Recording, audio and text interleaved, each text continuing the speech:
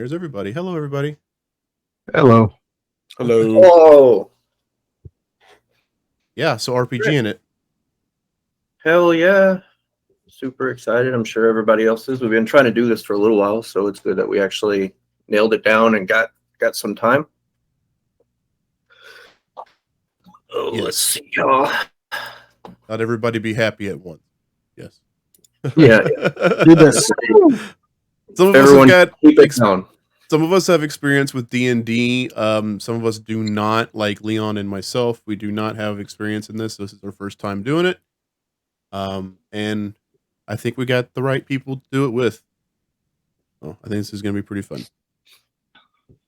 Even though Leon got a stinky face, but I think it's going to be pretty good. That's Yeah, All right. sleepy. Derek, you want to go ahead and tell us a little bit about the world, about what we're looking at, and then we'll introduce everybody and who they're playing, and we'll go from there. Well, we're playing Wrath and Glory. So apparently they're coming out with a new RPG. At least Cubicle 7 is there who makes this game. But this one is very D&D-esque. It uses a D6 dice system, which is a little different. I mean, that's literally the only kind of dice you have to have, so that's nice. But you know, sometimes when you get into those big numbers, it gets a little rough. But set in 40k world. There's a fantasy version of it too, which look out for that. Probably gonna try that in another time. I got all the books coming for that, so that'll definitely be more D&D-esque. Even the dice system's different than this. This is the only D6 system. So yeah. All right, let's see here. Do we want to have everyone go around and introduce themselves, or? Yeah, so we'll introduce ourselves and the characters we're playing. So I'll go ahead and I'll go first. Hello, everybody. Future Tim, past, something like that. Anyway, just let you know, I had issues with my audio, so whenever I did a face focus cam like this, you could not hear me talking at all. So, introducing myself, I am Tim. I am playing Gerhardt Forgeguard, a tech adept in the Adeptus Mechanicus. That's what I'm playing. All right. Enjoy the rest of the show. If I need to pop back in, I'll pop back in. All right. Bye. Gerhardt Forgeguard was born into the cult Mechanicus, raised by steel and choir. The rhythms of the forge, the manufactorum, and the data loom beats within his heart. Gerhardt helms from the forge world of Medath, a lingering enigma for the Calixian Mechanicus. Some of the Lathe world's earliest records speak of Medath as a grand forge world, capable of building super heavy vehicles, void ships, and even Titan components. Unfortunately, Medath has been missing for as long as anyone can remember, to the point where some question whether it was real in the first place. For years, Gerhardt has been searching for knowledge, accompanying rogue traders and explorers to search for forgotten technology. The journey is usually rife with danger. Gerhardt always seems to prevail, earning scars and wisdom on his way. Gerhardt is never bothered by his scars, like his robotic arm and respirator given to him on a past journey due to a crew member stirring up a small Tyranid hive. Gerhardt wears these mechanical parts with pride because he believes that the flesh is weak, and we all should replace biological matter with augmetics and ascend to iron. Anyone else? I am Heath. I play Gorfinius. I'm a member of the Astra Militarum as part of the Deathcore Krieg, and I'm looking forward to blasting some orcs. Gorfinius Hammerfall sits upon the crest of a mountain, overlooking a god-forsaken Xenos planet, waiting for the next Wog attack. Gorfinius looks towards his comrades. You can see the fear and anticipation in their very souls. In this fleeting moment of peace, Gorfinius harkens back to growing up with parents who both served with distinction in the Astra Militarum. Both gave their lives to save humanity from what seems like endless war and invasions from orcs, demons, and the occasional Tau. Now it's Gorfinius' turn to serve humanity as the thunder of the oncoming orcs gets closer Gorfinius shakes the specters of the past from his mind, stands up and shouts to his fella Ashra, "Remember Terra, and kill them all in the name of the one true Emperor."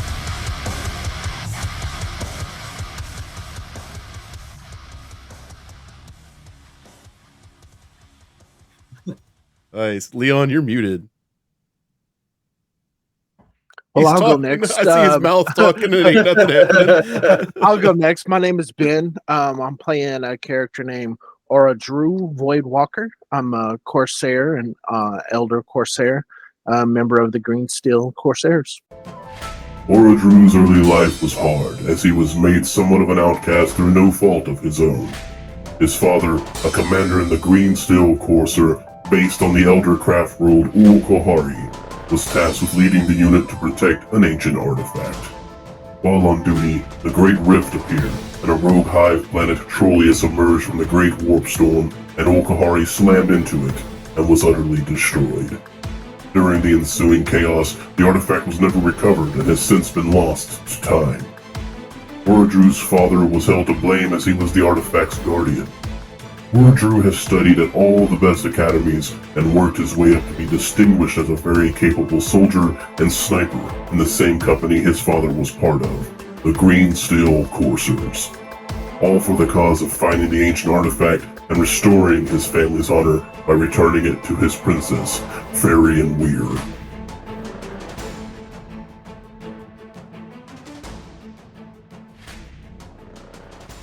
Oh, are we there?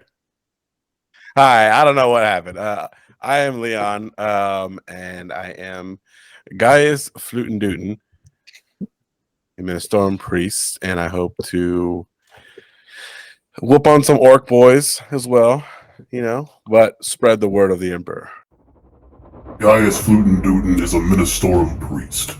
His mother and father both were extremely devout to Ministorum. Both being extremists, that is how Gaius became so fantasized with serving the God Emperor, even from a very young age. They both died together after trying to protect their son from an orc boy who slashed Gaius across the neck. After those events, Gaius was moved to Scala Progenium orphanages, where he became even more indoctrinated into the systems and became an even more faithful servant. As the years continued, Gaius was fueled with rage and feels as if he has committed a sin, but is unsure what he has done in order to feel this way. One day in his teen years, he became so angry with some heretics and slaughtered every last one of them. He became so sick and disgusted, but after reflecting a little on the event, he determined that his righteous anger and determination served him well. Gaius has since decided to become a priest to preach and enforce the righteous word of the Empire. Standing at 6 feet tall with icy blue eyes, the raspy and rough speech capable of speaking High Gothic, Low Gothic, Canned Mechanicus, and Orc has proven to be intimidating for any who has not found their way to the Emperor, and is able to instill faith and devotion to everyone around him. Gaius' goal in life is to now embark on a pilgrimage, one so hard that even Gaius himself is unsure if he will be able to come out alive, and if it is even worth sacrificing everything he has in order to become one of the blessed. A lot of orc assumptions here. A lot of orc assumptions. Starting to get a little nervous. All right. You will be. Are we live? Doing it live. No, we're not live. Let's see here. Alrighty. So the way that I'm gonna do this is obviously we're playing it's for first time, as we mentioned, for everybody. So we're doing a pre-made campaign. I did, however, come up with some little side stories. I'm not the best novelist or narrator, so bear with me on that. But I tried to add some flavor to everybody's stuff. That way they had a little story of why they're going, where they're going, and that kind of thing. All right. So, having said that, we will start with good old Gerhardt over there, Tim. All right. All right, and here we go. All right. You awaken to the familiar sounds of gears grinding and machines whirring. The air is cool, and the smell of oil and singed electronics fills your room as you begin to rise out of bed. Checking your mechanical limbs, you make your way out of the quarters, where you are met by your master trainer, Genitor Heptex Ovium. Excuse me if I'm not perfect on those. That is a mouthful. A those janitor? names. Janitor Heptech. Yeah, it gets worse. All right. All right. He's got oil-stained red robes, obviously, because he's working hard out there.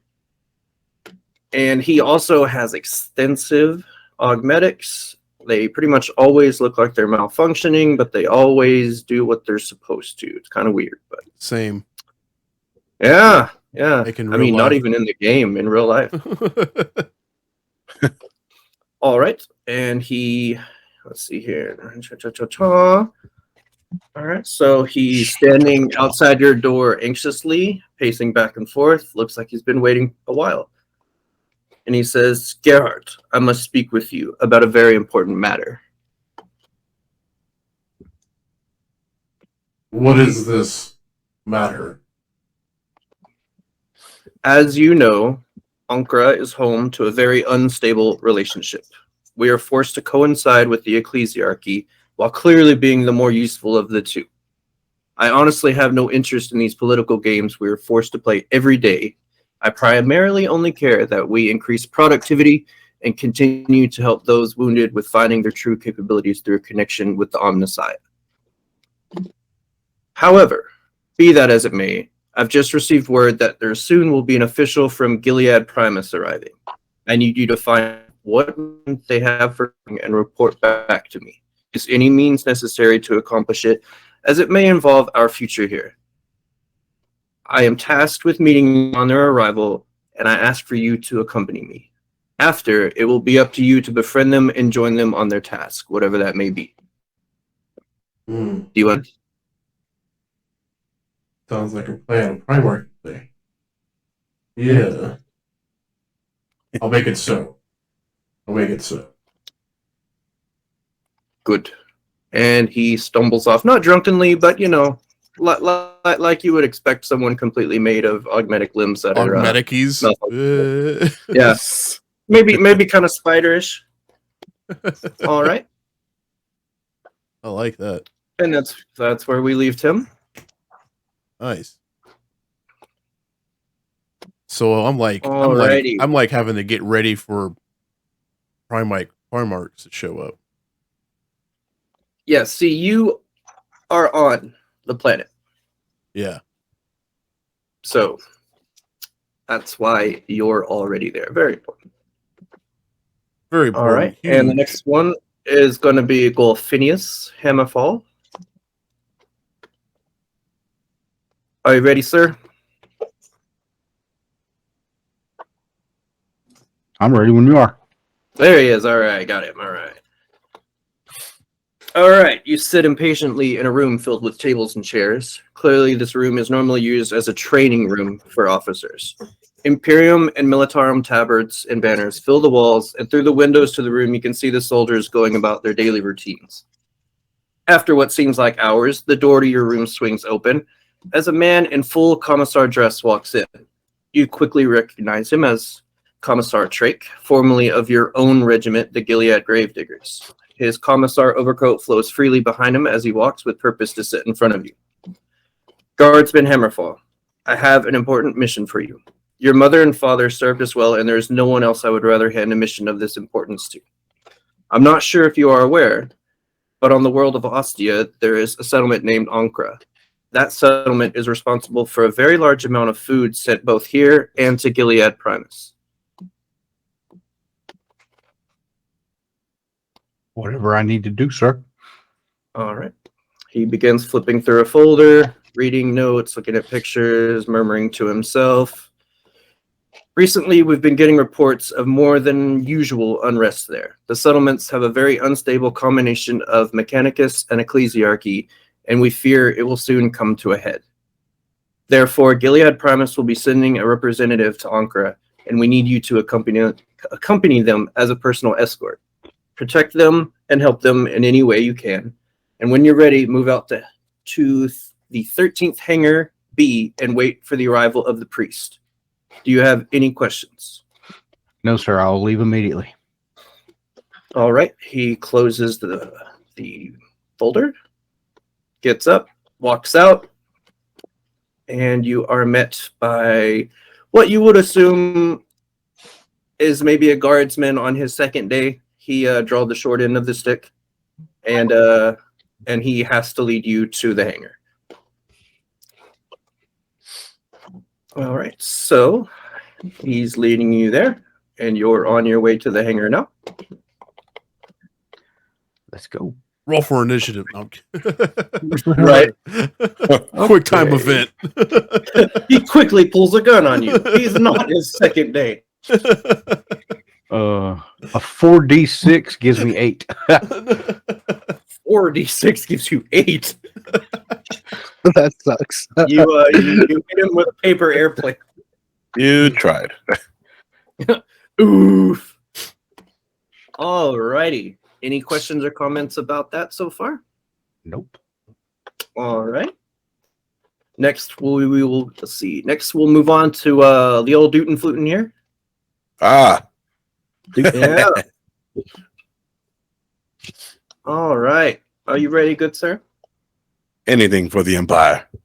That's what the Emperor. Sorry. Emperor. Oh no, same thing. He understands it as so. All right. So I got carried away. I got all excited. I'm sorry. All right, let's see here. Flipping through. As you pace through the pews, a sense of anxious confusion seems to be making its rounds. Other priests stare at you and whisper just out of earshot. You try to ignore this, but you can't help but wonder if there is something everyone knows that you do not. As you walk closer to the front, your beloved church, the only light inside are candles glittering in gold and brass, casting shadows on the blackened stone walls of the cathedral. As you make your way to the front of the church, you stand before the giant stone and metal statue of the God Emperor himself. You swell with pride as the gold and bronze adorning the statue seem to make it come alive and glow with holy power. You hear footsteps behind you quickening as they get closer. You turn to see Father Amarius heading your direction. Brother Gaius, I must have a word with you. He motions for you to follow him. Please lead the way, brother. All right. He leads you to a side room out of basically earshot of everyone else, though you can still hear chanting and singing from other priests and church patrons. He sits at a desk and motions for you to have a seat across from him. All right. I'm sure you know of the world of Ostia and the colony of Ankara. Our world and many others depend on that colony for our survival, and it is being threatened from within. Our brothers there are having a tough time with the damn machines who also populate that area. While this is not surprising, it is not ideal. Any unrest in a colony where the ecclesiarchy shines the emperor's glorious light must always be looked upon in awe and respect. Therefore, we need you to travel there and try to get to the bottom of the issue. You will have a personal escort in the form of an Imperial Guardsman as well, who will meet you on the way. Do you have any questions or concerns? No questions or concerns. All right. He basically does a little bow, kind of like a little ballerina type thing. A little curtsy. And yeah, a little curtsy. Oh, praise be to Yevon. And you're led outside to a vehicle waiting, which takes you to the spaceport. Bear with me, I don't know all the spaceports at Gilead Primus. It's a little rough. I tried to do some research, couldn't find a specific one. So you're on a transport ship, and you are now in Hangar 13B, where you see an Imperial Guardsman waiting for you. Huh. We were going to be here 18.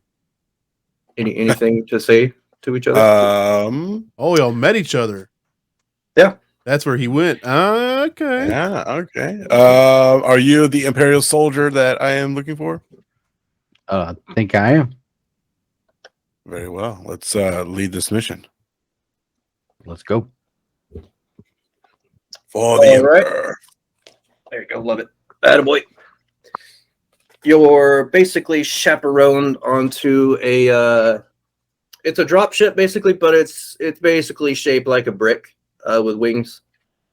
Nice. A little big. It could fit a Space Marine or two if it wanted to, but really it's just for you guys this time. So you got the run of the ship.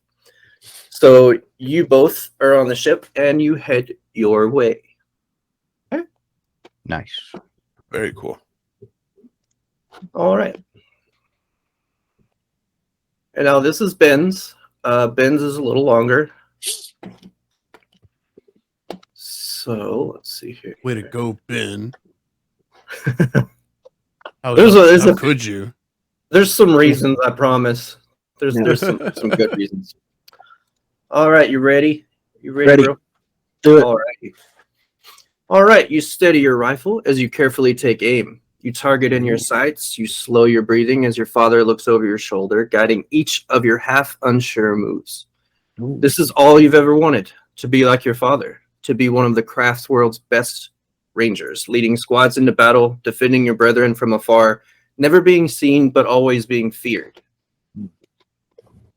He whispers in a very quiet and calming voice behind you when you're ready. Your father says. His voice is comforting, but also adds immense pressure. His approval is something you crave every day, and today will be the day you show him what you've learned. You slowly squeeze the trigger as your rifle lets loose a massive blast that almost knocks you to the ground. As you regain your composure, you look up just in time to see your mark jump away without a scratch. Oh, nice. Ashamed, you look up to your father, but his smile makes you feel instantly better. You are getting better. I can tell you will understand what it truly takes to be a ranger soon. You begin to make your way back to your home as the daylight begins to fade. Okay. Yep. As you arrive, you notice a dark spot in the sky. You stop to stare at it as it grows larger and larger. Soon you realize it's a ship, flying colors and markings of a Drukhari clan. More and more spots fill the sky as your father yells for you to run home quickly. If you want to be specific about English. For you to quickly grab your sister as he frantically searches for your mother. You find your sister in her room levitating her small toys, clearly just discovering she has psychic abilities. As you scream her name, you hear a crash from outside your home. Slowly, you both peer outside her room doorway to see your mother on the ground, a Drukhari warrior with his gun to her head. Your father is being held by two soldiers who look distinctively different and stronger, while the one you assume is the boss is questioning him. All right, so I need you to roll. Ooh, we're getting in it. First roll, boys. Rolling. It'd probably help if I had like a character sheet open that I could actually look at and frame reference. Okay, roll do you have an awareness? Roll your awareness check. Let's see. I need to find awareness.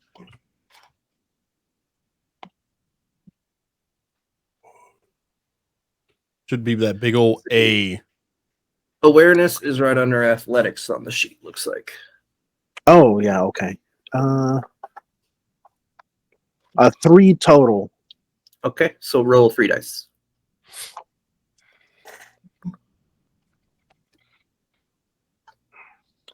Eight. Okay, so the way that the dice system works is 4, 5s, and 6s. Well, 4 and 5s are successes, and a 6 is like an exalted success. Oh. So 4 and 5s count as 1, and a 6 counts as 2. So I have 1 success. Just 1? Yep, a 1, 5, a 3, or 1, 5, a 2, and a 1. So you rolled 4 dice? Nope, 3. 1, a 5, a 2, and a 1. Oh, okay. I heard an extra 1 in there. All right, gotcha. All right, let's see. So, shot in the head. It's fairly. No, this one was fairly easy. You think that you know the two soldiers holding your father are incubi. You're not real sure because you've really only heard about them in books. You've never really seen like a picture or anything like that. And you're also very young, so you're under a lot of stress. So you think that's what they're, but you know that those are soldiers that don't just go raiding for no reason. Right. Okay. All right. So, boss man questioning your father. He says, "Where is the relic, Sam-Il?" That's your dad's name. He grimaces and stares at your father with pure hatred and contempt. "Tell me or lose everything you hold dear." Your father pretty much can't do anything. He's kind of being held by like the back of his neck held down. Mm-hmm. And he is barely able to murmur, "It's not here. It hasn't been here for ages." He pants and spits blood from his mouth because he's clearly been beaten before you and your sister found them like this. And he says, "Very well." He looks at the warriors holding your mother. "Do it." A blast rings out as you cover your sister's eyes and mouth to keep her from screaming as your mother's body goes limp to the floor. Ooh. The Drukhari leader smiles and laughs as your father screams and struggles against the two incubi, that's what you think they are, holding him in place. "Perhaps now you understand how serious the situation is, Sam-Il.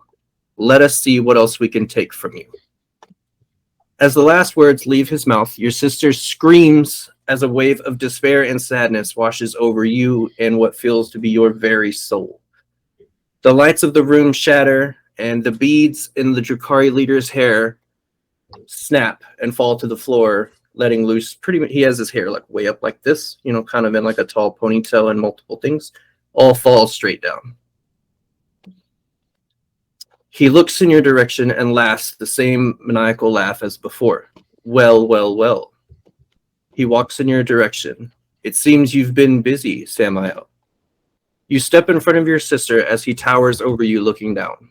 Your father's rifle is laying on the floor just close enough for you to lunge for it. The Drukhari leader moves with swift and precise movements and knocks you across the room into the wall just next to your front door. As you struggle to catch your breath, the Drukhari grabs your sister by her hair and pulls her into the front of the room. No. Yeah. Thus, the Sounds dogs of war have released. Release the dogs of war. All right, now he says, "Last chance. Where is the relic?" His voice begins to shake with rage as he gets more and more perturbed with the situation. He slowly pulls out a needle, razor-sharp like knife and holds it to your sister's throat. Your father, barely able to breathe, basically squeezes out, "It isn't here." As these words leave your father's mouth, another sound can be heard from outside of your home. Shots of Aldari guns can be heard from just outside. As you look at your father, he looks directly into your eyes. "Protect your sister. Promise me you will protect her." I'll nod to him. "It seems your time is up, Sam-Il," the Drukhari leader snarls. "Kill them all." He rakes the knife across your sister's throat as she falls to the ground, and the two incubi holding your father impale him with their glaives and drop him to the floor. As you watch the rest of your family fall to the ground, the leader begins to walk towards you, when suddenly your front door is blasted open and fire rains down upon the Drukhari without warning. You see Aldari warriors clad in dark green and black armor, adorned with flags and banners attached to their backs. Go ahead and roll, and let's see. We will have you roll. God damn. What? Yeah, you're getting ripped up, son. It's pretty This rough. is- Roll. yeah. Let's see. We'll go ahead and have you do an awareness check again. Oh. It's like I was my looking worst for one. like a knowledge check, but I don't see anything. Or maybe I don't think insight's gonna work. Is your scholar any better? No. My intelligence is not very good. Gotcha. Okay. Go ahead and see what you can come up with. Ooh, 3 successes with 2 sixes. Ooh, nice. Okay. 664. 664. So that's basically like a critical success. So if there was more to roll on, you could change a lot, but since this is kind of your backstory, I'll let you kind of. Everybody's got their own wrath points. You start with 2. Oh, 2? Okay. Yeah. I was thinking it was 3. Okay. But since you rolled so well, I'm going to go ahead and give you an extra wrath.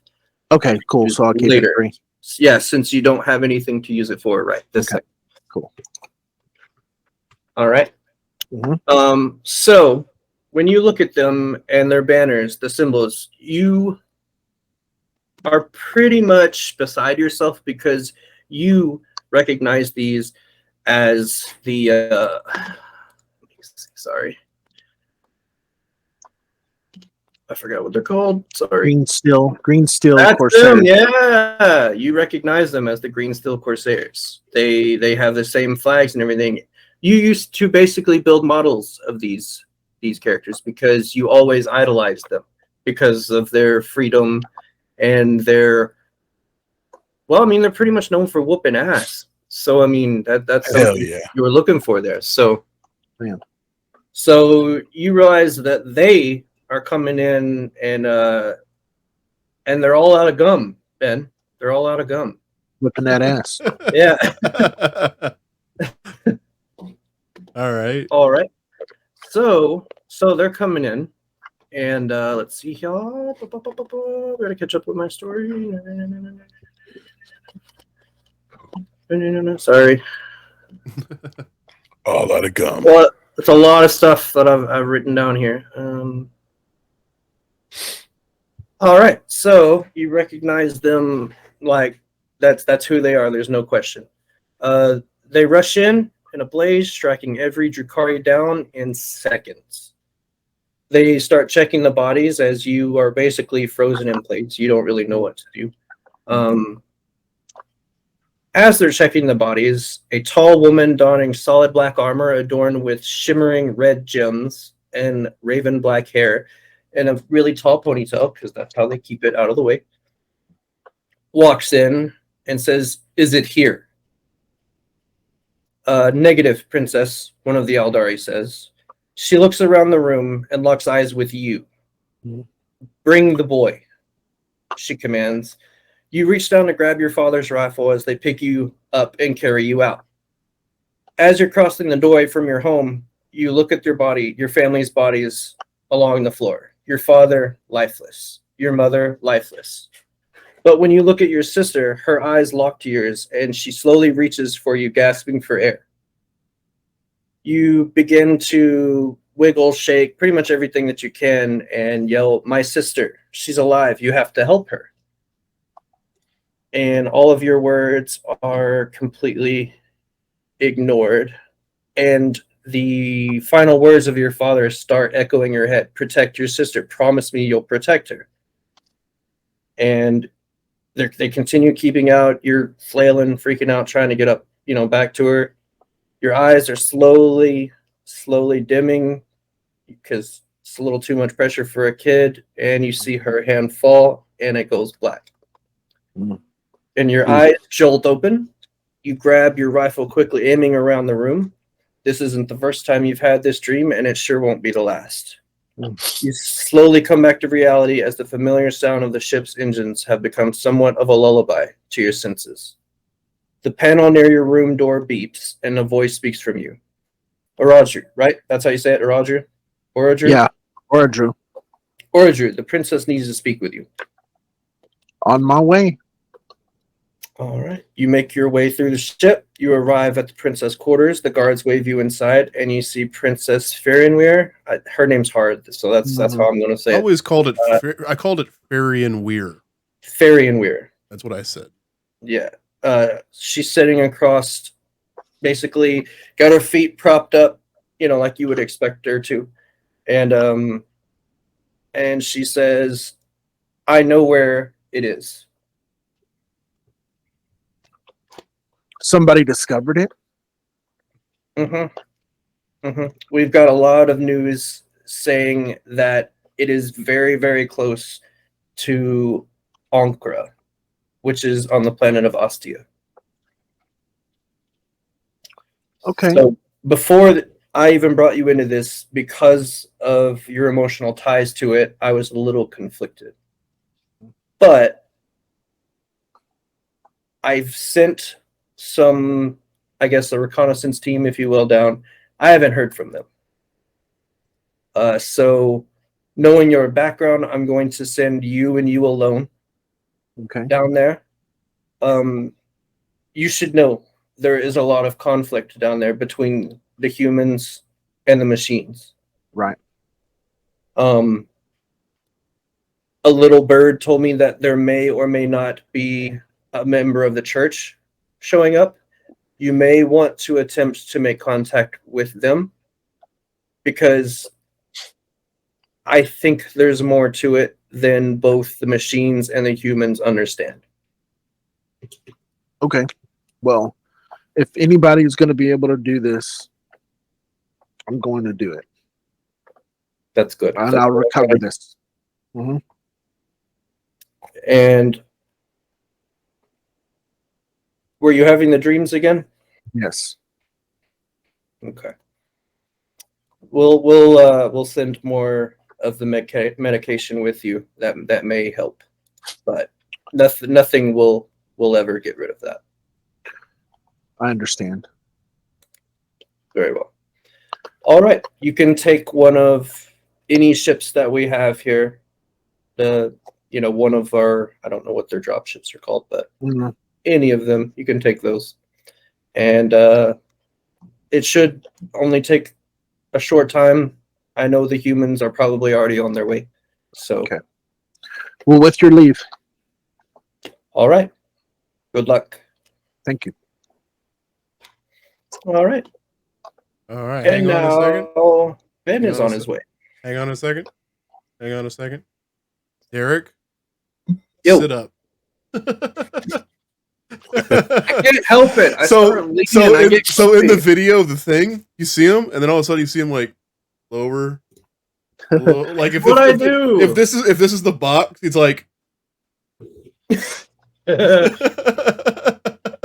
One thing that I did notice, Tim. Yes. I think that your autofocus is on, and your camera is like trying to focus you.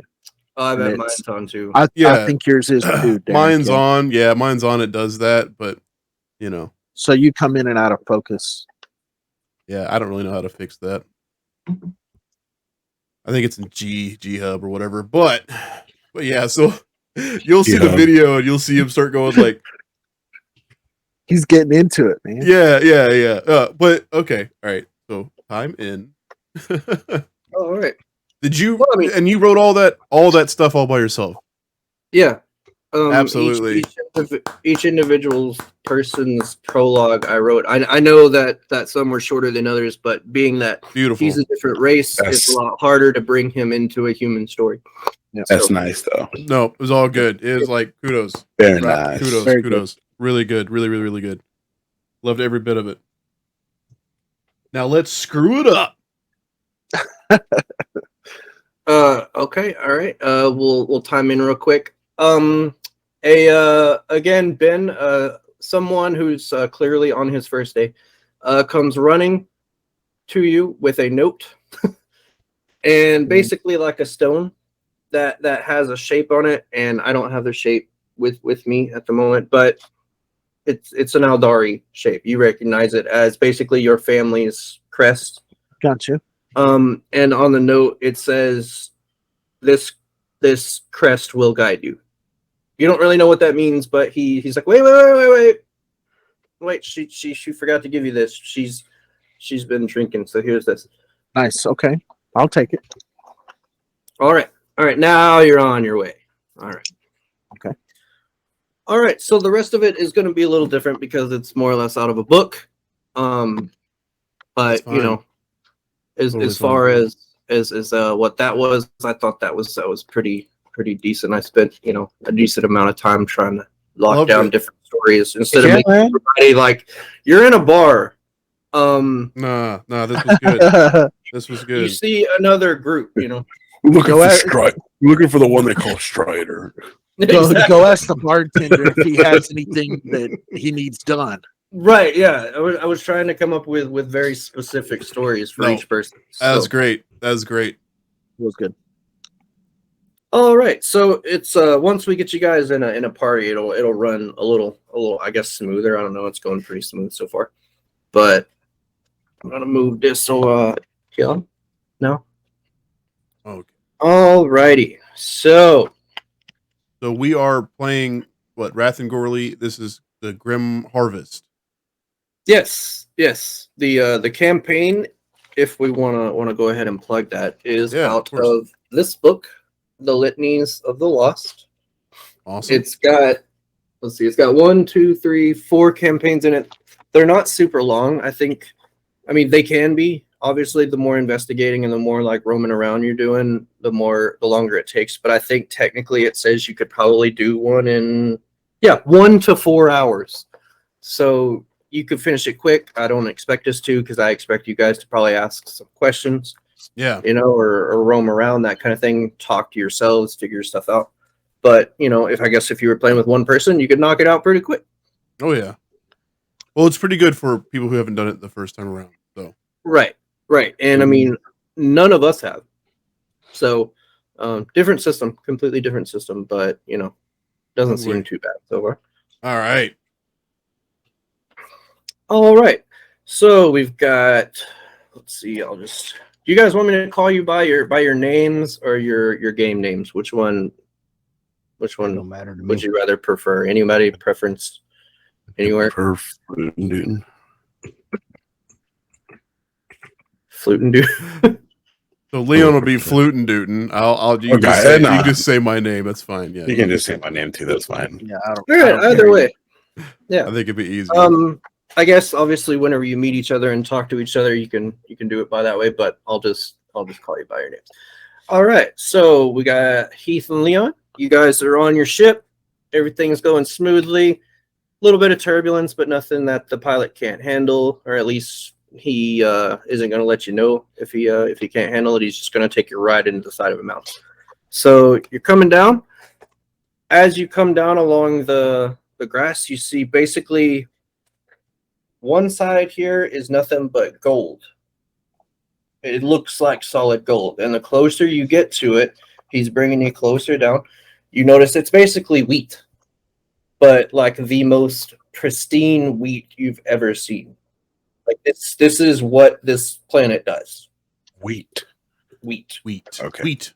Okay. You Nice. see in the distance, you see probably 3 or so silos, real tall. They've got a landing pad on the top of them. You see a church, black stone, big stained glass windows. That you've got different priests. Of course, you've got the God Emperor and his glorious might up there, shining through. You can see what looks like not really a shanty town, but very small makeshift buildings. And as you get closer to the silos, you see machines and people working out in the field. Let's see. We'll have both of you make an awareness check. So is that 1d6 or is that? It's based on something. It should be on your. On my sheet, it says my total is 3 for awareness. Okay. So I roll 3d6. Yes, please. Okay.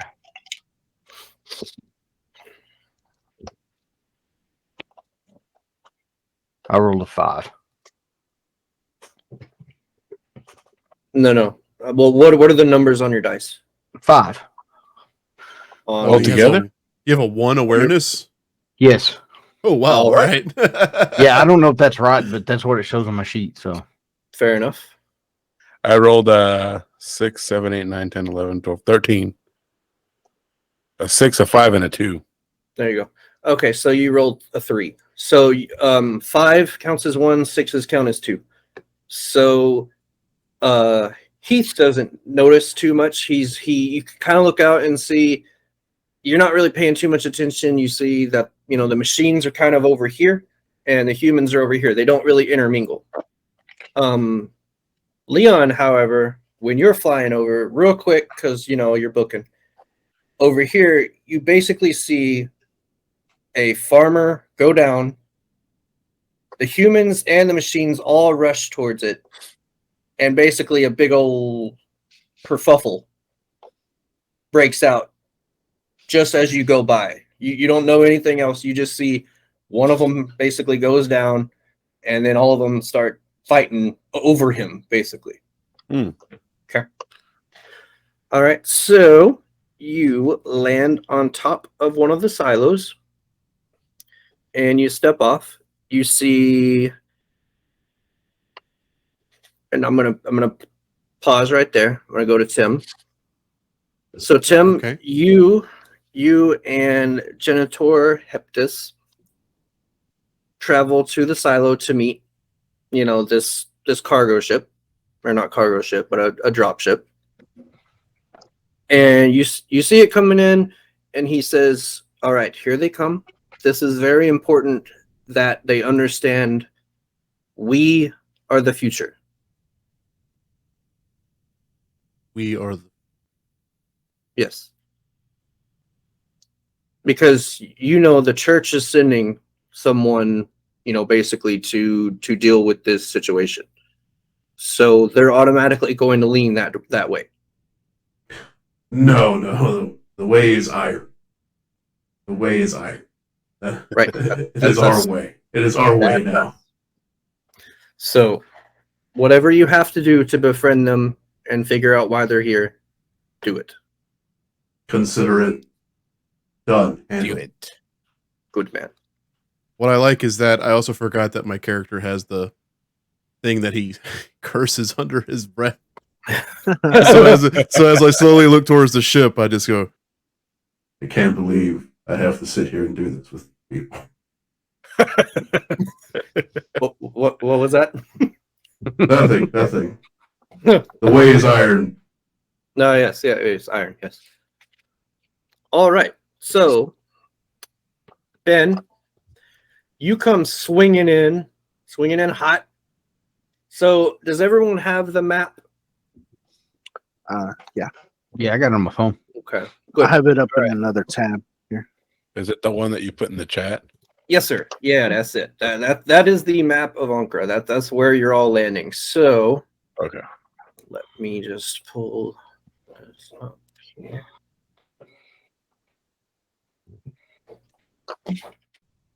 word. All right. I now have it there. Noise. All right. Right now we're looking at it.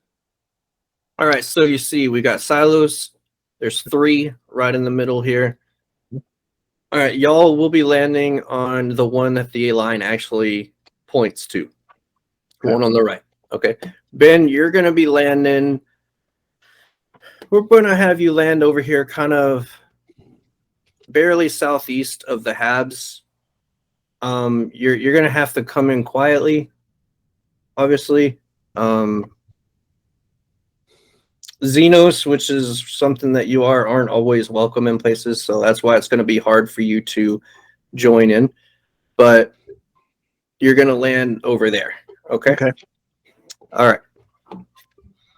So everybody on the silos. Alrighty here. So Leon and Heath, you step out, and a man.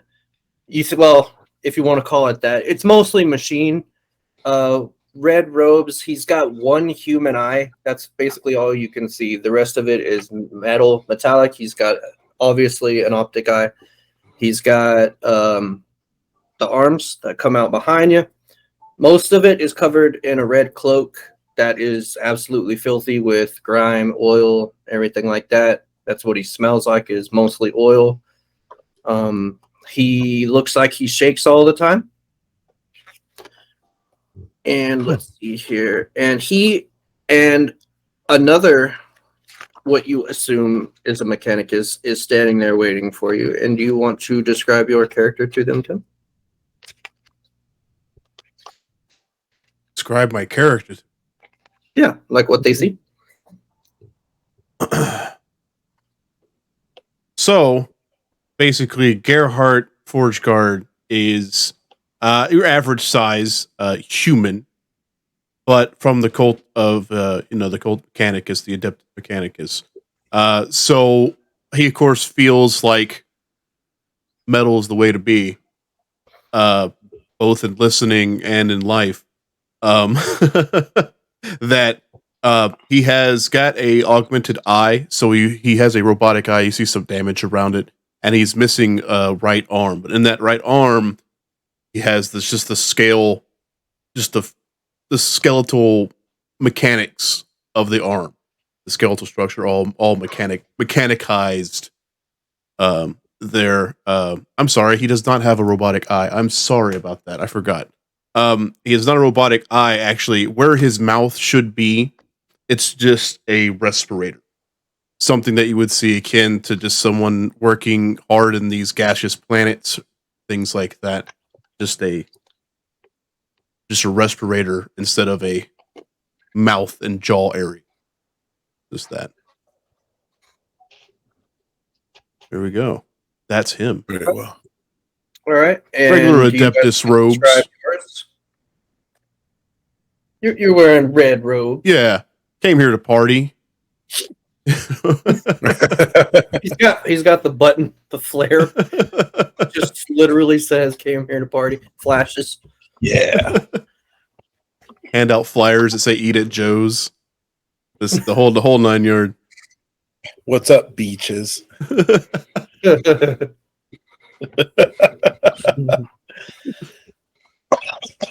Ooh, sorry. I can't sit like that. All right, y'all want to describe your characters to Tim so he knows who he's looking at. All right. Where did my character sheet go? There it is. May I go first? Yeah, go for it. All right. I am your average, mid-20s, late 20s, human. I got some icy blue eyes. My hair is black, about 6 foot tall. You can definitely tell that I am definitely part of the Ministorum. Being a priest, I have my robes, my rosarius, everything about me just kind of oozes that. You can just tell he's a priest. You can just tell. You can kind of see like towards the bottom of like the hood of my robes. Like here, you can kind of see part of a gash that was like a wound. You're not quite sure where that came from, but it's something that you definitely see.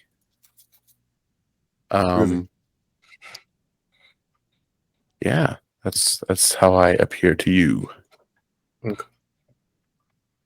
Okay. I am 5'11". I have black hair, icy blue eyes, and you see me wearing a full flak armor vest, carrying a las gun with a big knife, standard military issue stuff, tattoos all over my arms, and I have a half smoked cigar stogie sticking out of my mouth. Every time I hear people that have like a Marine or a Army character and they got the half burnt cigar, I immediately vision StarCraft, the main Space Marine in StarCraft, how he always has that. And I'm like, that's a badass fucker right there. Yeah. Rainer? Yeah. Love it. Yeah. Hell yeah. Always. He Always. is also a whole lot of gun. Heck yeah. What's his name? My character? Gorfenius. No, the one that you're imagining. Raynor. Kyle Rayner. Yeah. No, not Kyle. That's Green Lantern. Oh. Jesus Just look up RAYNOR. You'll find it. Okay. That's who I imagine is Green Lantern. That's not who y'all were talking about. So we have these two people here. I look towards his name is Janitor. Janitor. Janitor. Janitor. Yeah. Jan Etor. So are these are the ones that we have to help out then? Yes. Yes, they're going to solve the issues here. And he does the quotes with his robot arms because his other arms are just like this all the time. So he just So then I guess at that point, I'll walk up to meet them. Greetings. I am Gerhard Forgeguard, and I am here to assist you on your mission here. On Quora? Is that the name of the planet? Ankra. Ankra. Here on Ankra. There's probably going to be a lot of comments about saying names wrong, but that's how I'm reading it. So Ankra. yeah, it's either Ankra or Ankra. Ankra.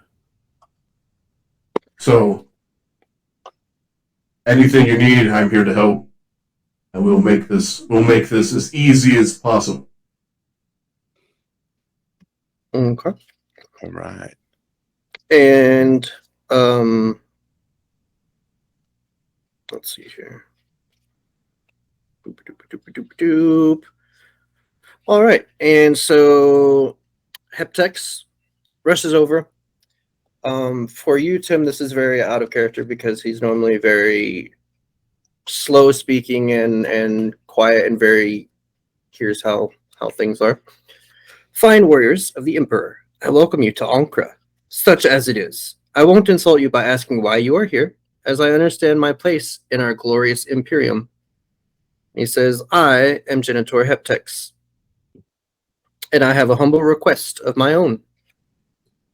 You will meet our confessor and leading tech adept shortly, and I apologize in advance for their behavior. If you have time whilst you are here, try to help us repair the relationship. I would be most grateful. Please seek me out at the Overseer's compound if you need any assistance. Okay. Thank you, Heptex. Thank you, brother. All right. Thank you.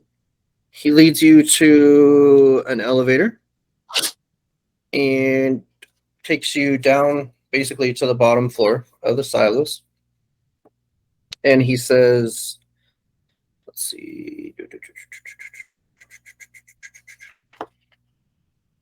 All right, so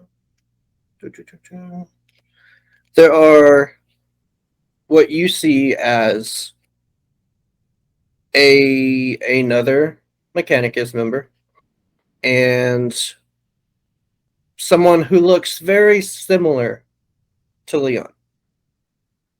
White robes. She has very dark skin, dark hair that's in a braid ponytail that kind of goes up like all the way back. And they're arguing. You can tell they're arguing.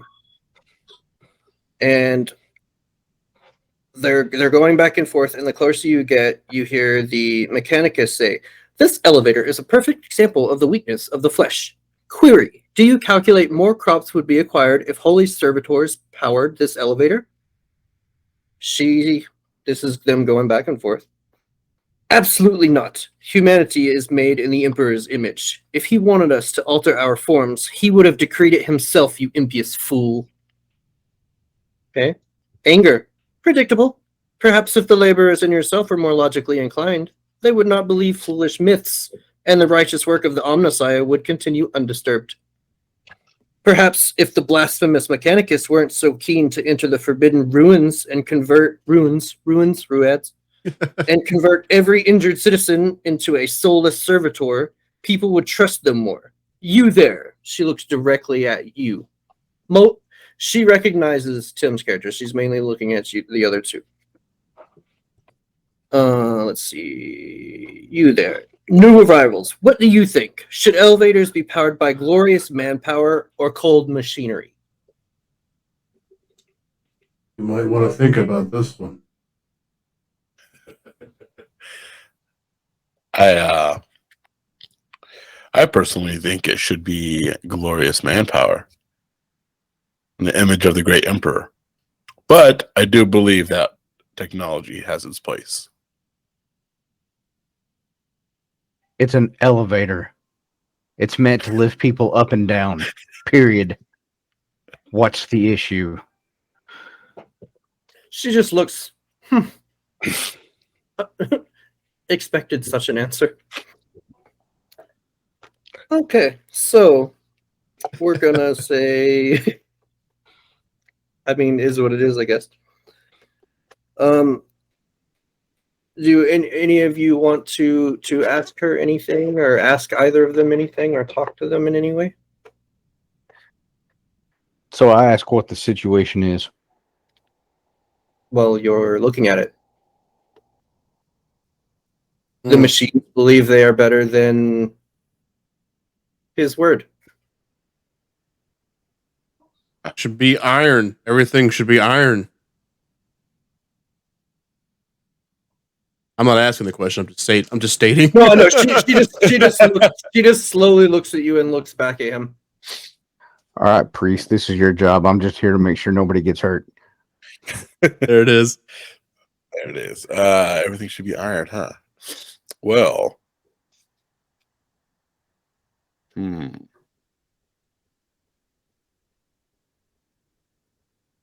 What will happen when you lose your way after being consumed by all of this iron machinery? Are you asking me? Yes. No. The other, because right now it's the one you expect to be a member of the ecclesiarchy, mainly talking to you. okay. Under my breath, I just go. I have to see. I have to do this myself, sister. What? These two are not from here. They do not understand a lot of what seems to be going on. Fill them in about what has been going on here for a while to have this situation happen about an elevator. Let me stop you right there. Hold the phone. You two are here in the name of the emperor to feed his people. You two are to work together and resolve this situation in a peaceful manner. Do not make me get involved. Ooh. Ooh. Going violent. She looks at Leon and says, brother, if you wish to talk more about our situation, you can come find me in the church. And points, and it's very obvious. It's huge. It's black wall. You could see all the stained glass at the top, all the way around it. And she basically is done with the situation. She walks away. I like Heath's like, listen. So the Mechanicus says, they never listen to reason.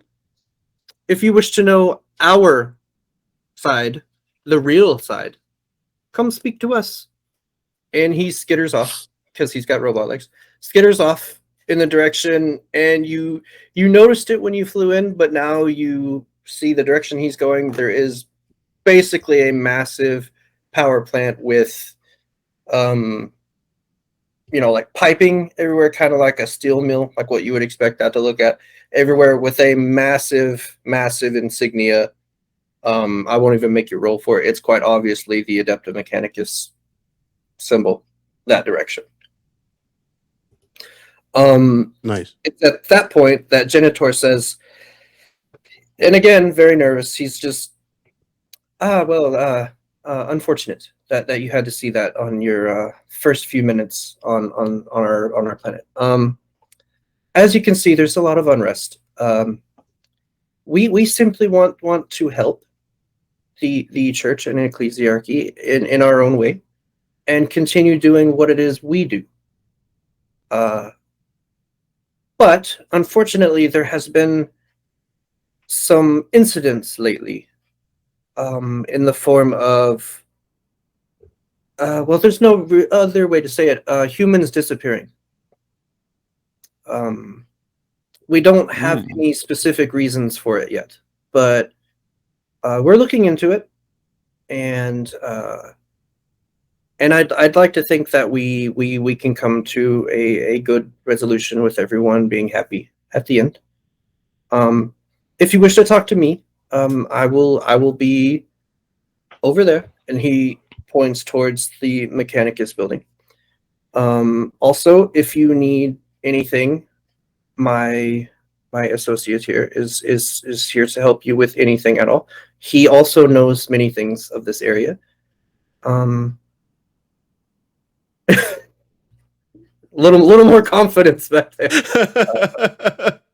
he have that face like where he's like looking around for someone? You got a mouse in your pocket there, janitor? All right. So feel free to look around. You can talk to the workers if you wish. The servitors, they are hard to deal with. I'll even say it right now, but they have one job, and that is to work. So if you have any questions, please question the humans. They will be more helpful. If there's nothing else, I will leave you to it. And I really hope you can help. Cause One question. Yes, sir. Has there been an orc presence on this planet? Negative. No orcs that we are aware of.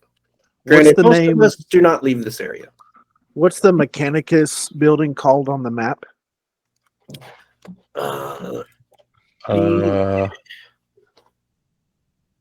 So I'm going to assume it's what they're calling the Julcian complex. Okay. Sorry. Leon, did you look up the StarCraft guy? It's not really. Earlier, yeah. It is the Julcian complex. Okay. So where you're looking, the cathedral is fairly close. I would say I know a lot of people talk in meters here, but that's not going to work for me. The cathedral is about 150 to 200 yards away, and okay. Yeah, the Julcian complex, which is the Mechanicus, they're probably more about 300 yards away. If you look around, you'll notice there's a building that more or less has the Administorum insignia on it. Obviously, there's going to be officers and everything here because we have a human presence. And then you'll see the buildings that you flew over that look kind of like, it's kind of built up into a spire or like a little tower, but it's basically the buildings where the workers live. That's the Habs. The Habs is where they live. Okay. Yeah. So right now you are, if you're looking at the map, I would say right below that silo that you arrived on. Okay. So that's for you guys. So Ben. Yes. All right. You arrive and you see the other ship arrive. You see them speaking to, the Mechanicus and things like that. Let's see. I'm going to have you roll. Taking notes down too, guys, so I know I don't forget nothing when we're talking to people.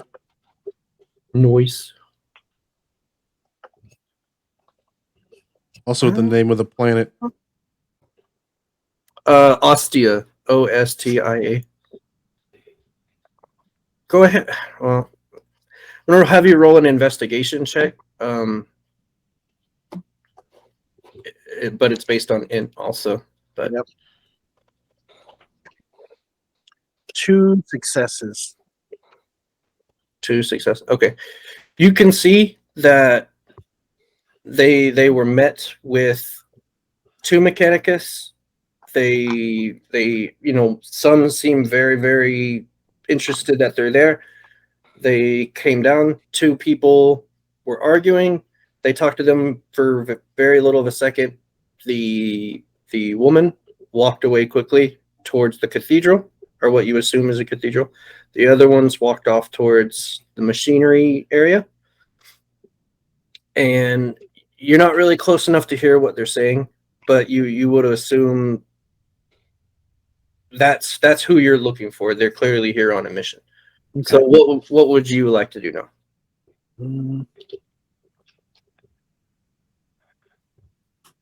So I'm supposed to try to hook up with them and see if their mission on this planet might coincide with what I need. Mm-hmm.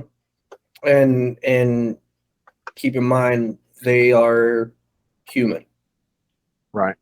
So it'll be a little more difficult for you to befriend them. Right. Freaking Well, Xenos. But I mean, you're gonna have to have help to do what you need to do here. Right. So, I guess I'm going to get closer to them and still kind of stay hidden and see if an opportunity will arise for me to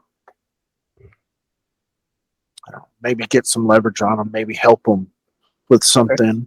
Okay. Are you gonna stay kind of in the shadows of the Habs area, or are you gonna? Yeah, I think the Habs would be easy to stay hidden in, and but I'll watch them and see where they go and follow them. Okay. Okay, so this is for all of you. Whenever you arrive, you see that the sun was just barely starting to come up. So there's light, you're able to see everything pretty well, but you hear what you assume is a bell ringing, and all of the humans from the fields start coming towards the Habs, and then humans start leaving the Habs. So basically, you're realizing this is like a shift change. Okay. So what do you do with them? Are you going to let them swap successfully, or what? I think it might not be a bad idea to see how they do it at one time. Kind of what's the word that I'm looking for? Not inspect, but Investigate, like basically see how long it takes. Kind of. Maybe not even investigate is the right word. I think that's a good kind of word. Like, so is there any way that I can like roll for any kind of like awareness just to kind of see the state that some of these people are coming and going in? Like seeing like, are they coming in fresh, leaving ragged? Like, like an awareness check. Yeah, just to kind of see how everything is going. That'd be all right. Yeah, go ahead. So my total is 6. So I gotta roll 6d6. Nice. So you got a high awareness. Nice. I'm hyper aware. Yeah. Well, you got to be when you're freaking metal. And I failed. Not much. See, 1, 2, 3 successes. All 5s. 3 okay. 5s. Okay. Anyone else want to roll any awareness or anything like that to find anything out? Yeah, sure. I mean, considering I saw them earlier kind of break out into a fight, want to see if see anything else. So that would be awareness. Yeah, you're basically just trying to kind of see what has happened, or like how they're feeling and things like that. So I have a 3 for awareness. So I roll 3.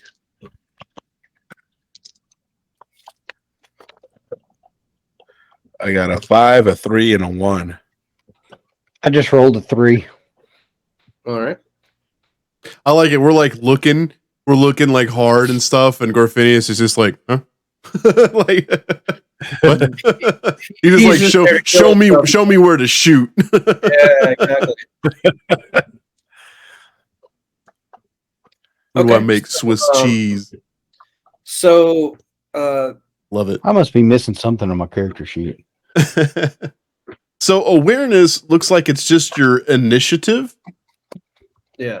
Plus, I guess, and then something else. Any kind of bonus at that point. Yeah. My initiative is low. Yeah. Yeah, That's so is mine. INT, right? Mm-hmm. I thought that was like in. I thought INT was intellect. INT is initiative. Intellect is it's actually on there as I is initiative. INT is intellect. Intellect, yeah. Oh, okay.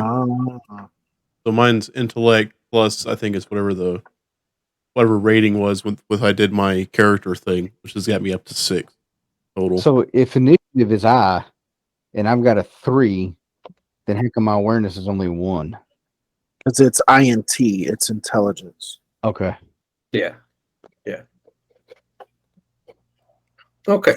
So Tim, for you live here. So I mean you look at them and they look about as wore out as normal. I mean they do it day in and day out. You will notice that it almost seems like there's a certain feeling of relief that it's daytime. They're you hear some whisperings and things like that of well, lights here, so we're okay now, that kind of thing. As far as Heath and Leon, when you see them, they're clearly overworked. The people going out are slow. They're you could tell that it's just what they do every day in and day out. So people coming in are wore out and just ready to pass out. The people going out are just as tired, but they're going to work. Hmm. Okay. The changeover completes. They go to work. The other ones, the door shuts. They're inside the habs now. What do you do? So basically, we're here to figure out. I'm trying to get this straight, right? Finding out the civil unrest of the planet as a whole. Okay. Is there anyone that colony specifically? You're here to work out this colony because it's one of the main ones producing like food and stuff. We'll say it's producing a massive amount. Is there anyone available that we can talk to as far as to ask them any questions about stuff? There's workers. You can talk to the workers if you like. Okay.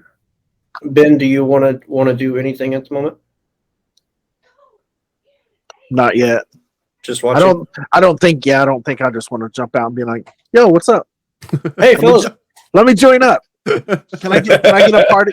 Can I get a party invite?" Yeah. I'll wait until I can. All right. Thank you. Get an advantage so that they'll accept me in. Okay. I can roll you want me to roll a stealth check?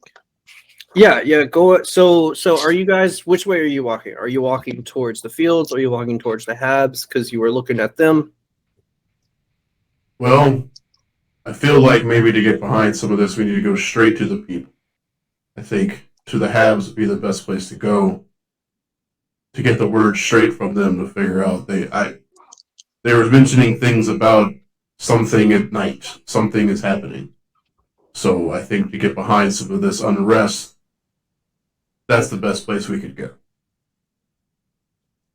And I say we let the people that just got off shift sleep, and let's talk to the people out in the field.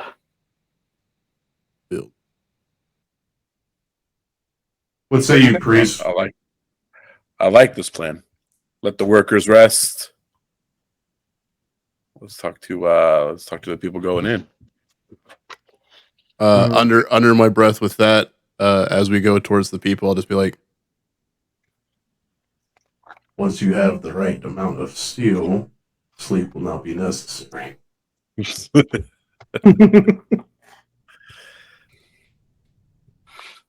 I got Can it all breath? 3 successes on stealth. 3 successes. No, four. Sorry, 4 successes on stealth. 4, 6. Okay. I got a 6, a 5, and a 4. So you're pretty properly. There's the way that it's set up. There's lots of dark places that you can either hide under or behind or things like that. And it pretty much the way that they're set up. They rise up and they're actually above ground. So if you wanted, you could go underneath of it and just kind of plan out under there. Okay, so you go towards the fields. Yeah, this is unfortunate. There's a lot of awareness things that happen. That's fine. So, That's fine. Yeah. I've got good awareness and I've got good investigation. My investigation's 6 also. So yeah, nice. Okay. I can be really good at finding the shit, because I got some intimidation. I got a 4 on an intimidation and leadership. That's always good to have. I'm gonna intimidate these motherfucking. So you're slightly north of the cathedral. That's where most of the fields are going to be, to the northeast of the silos or the southwest of the silo. So I'm assuming you want to go to the northeast one, right? The one closest to the silos, the one by the cathedral. Yeah, that sounds good to me. Mm-hmm. Okay. Okay. Once you're walking out there, you see you're noticing more and more the separation between the Mechanicus and the humans. They basically they don't want anything to do with them at the moment. Like, you can tell they don't trust them. They're always keeping one eye on them. That kind of thing. Let's see. So you can pretty much do anything that you want, by the way, like this area. So you can check all the things out. You could talk to all the people. Don't forget them.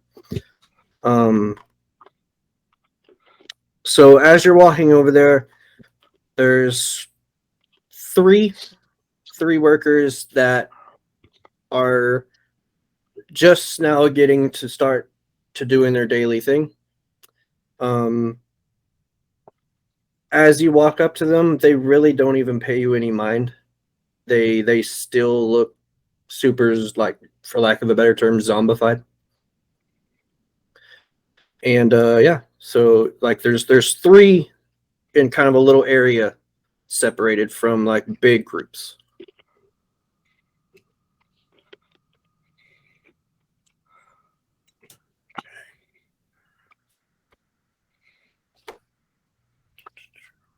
What do you think about these 3? What do Should you we do? check them out? Yes. Yes. You said there's 3 of them. Yes. Yeah, there's 3 just kind of in an area. Like, one is kind of leaning on his, let's say he's got some kind of like space hoe, if you will. That kind of stuff. Leaning on his space hoe. So I got a kind of a general question. Are these all servitors, or is this something that I should ask? Yeah, servitors are generally the floating skulls that they do stuff with, I thought. Yeah. So like servitors are mindless drones of flesh and metal used to carry out simple manual tasks. Oh, okay. Are clearly set up to gather and all that stuff. Basically, they are set up to do the human's job, but better. Okay, and that's what everybody that's working on the field is. That like a mixture of different races or anything? It's all human. Yeah, some of it seems a little separate but equal going on here. So I'll investigate the 3 that are there. Mm. That's all right. Yeah, sure. Roll my. I mean, are you trying to listen to them or? So, just to, you know what? Better yet, I'll use. Well, you know what? I'll let one of them go first about it because there's something I'd like to do once we get a little bit of looking at them done. Okay. So my kind of plan was how it was playing in my head just now was Tim was going to investigate and see what kind of information he got, and then I was going to use some intimidation. Roll for intimidation. I can do that. Yeah, I can do that. But yeah, with let me do that. information. But let me use my let me use my ability. Well, as you're walking up, you see that they're clearly talking about something, and there's a reason why they're away from the people. Like everybody else is, here, stationed in places. There's a reason why these three are over here. Okay. We can go to question them. But they look mechanical. No, these are humans. These are humans. Oh shit! I won't be able to work out this very well. Maybe. Yeah. I'll investigate one of them. Yeah. I thought they were robots, and I was going to use one of my figure out what they're talking about. Kind of that water cooler, that water cooler talk. Yeah, that they're trying to do here on company time. I might add. Right. It's frowned upon. You got time to clean. Exactly. It's frowned upon in the Empire. Okay, so I just went and rolled an intimidation check. I have an intimidation of 3, so I rolled 3 dice, and I got a 14. So what are you trying to intimidate? I'm going to walk up to him and ask him why they're away from the rest of the group. Oh. You're going to do that while he's like listening, or you're just going to bust through? Yeah, I'm just busting through. Hey. What are you doing? I got 2 6s. Technically, he can totally ask you that because you're his entourage. He's your help. Yeah, Leon, he's your help. You can ask him. No. I just said like that's what Heath was saying. Yeah. Like, hey, what are you guys doing? Yeah, that's chilling on company time. But so did they ignore me, or did that pass? See where that goes. Okay, so you're just like storming up and asking them what they're doing. Yeah. Okay. Not storming up, but I'll walk up and just in a loud, profane military manner. What the fuck is up? So you rolled a what? A 14. I have an intimidation of 3, so I rolled 3 dice and to come up 14. What were the individual dice numbers?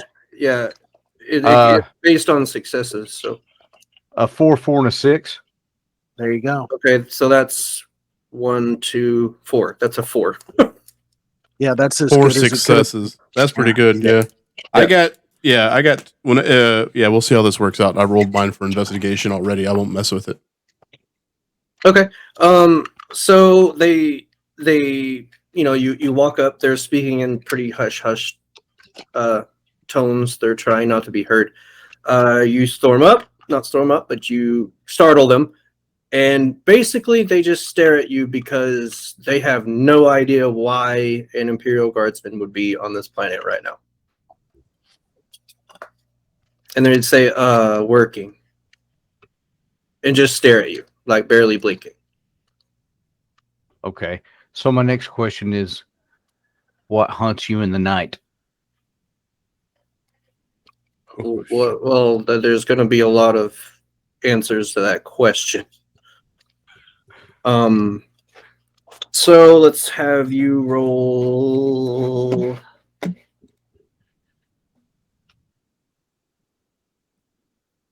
Are you still going to try to intimidate? Is that what you're basing this on?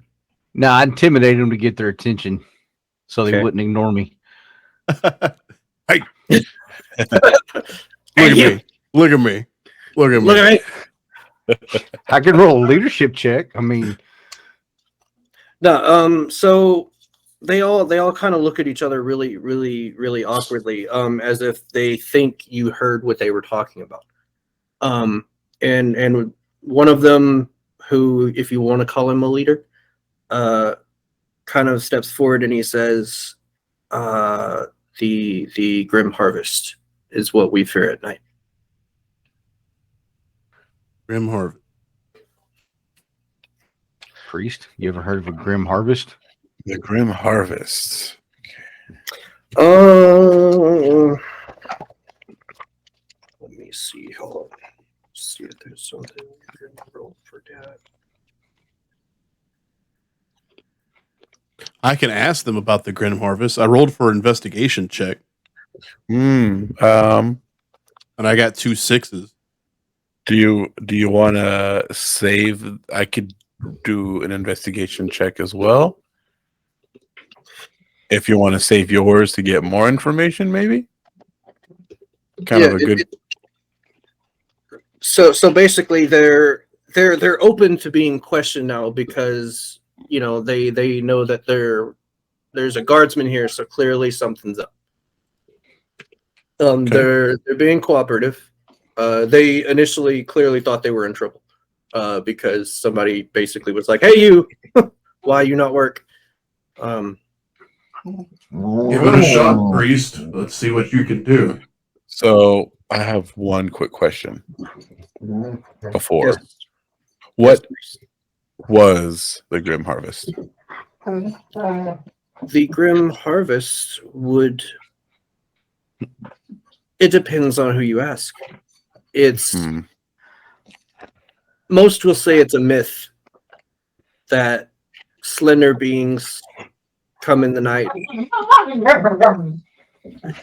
that sound a lot like a husky German Shepherd. They slender beings that come in the night and kidnap and pillage and basically run away as fast as they show up.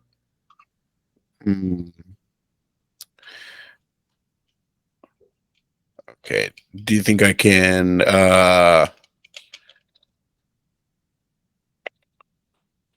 act to like fake that I know that I've like seen it before to try to spook them a little bit? Like, oh yeah, I've seen that before.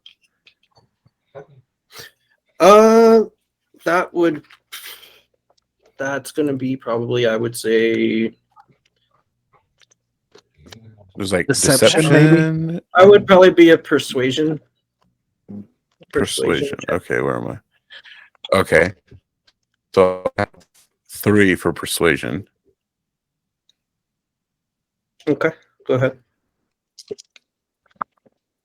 I got a 5, a 3, and a 4. Okay, so that would be 2, right? 4 or 5, yeah. 4 or 5. So basically and you're trying to say what, like you've seen it before? Yeah, kind of playing like Oh yes, the Grim Harvest. lying yes. a little bit, to them, like trying to relate to them, even though it's complete malarkey. But I've never seen it or anything. The leader kind of cocks his head very, very curiously and says, "I'm surprised you've heard of it. It's specific to this area. Have you been here before?"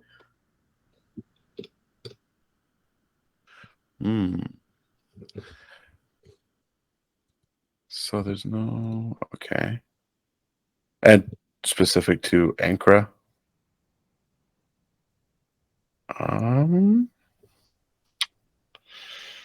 I have not been in this area before, but being a priest, I have heard many stories from people coming up to me scared, trying to find guidance through it. Okay. It's something that we fear every day, and the leader is being very understanding and wanting to help. However, there's a small one to the right that jumps forward, points straight at Tim, and says, "It's them! It's them. You people, Tim. They're the ones that do it." Okay, so I ask, are you saying it's the Mechanicum that's doing it? Of course it's the Mechanicus that does it. They want this colony for themselves. And the leader is trying to shush that one because he wants this to go well for both sides here. But the small one is obviously very perturbed and believes wholeheartedly that it's the Mechanicus that is doing this. I must ask you, little one, what would the Mechanicus gain by doing that? All of this. They want us out, and they want to take over this whole area. Do you have proof of such an allegation? Well, just look at how many of us disappear every night. That's not proof. Have No, you but their seen them do it? numbers increase every day. That still does not mean they're the ones doing it. Have you seen them physically do harm to humans? I don't have to see it. I know. Ooh. Ooh. Can I roll to intimidate them? Because I saw that fight earlier when we were flying in. You said it was like between the dudes, right? Working? Mm-hmm. It was between I was like, servitors and humans. yeah. Are you So questioning them about would that? it be if I were to try to intimidate him? Like, what would I? Ooh, I wonder. What's on your mind, Tim? I haven't seen such of these things. Have you ever seen of any of these kind of attacks happening, Priest, since you've arrived?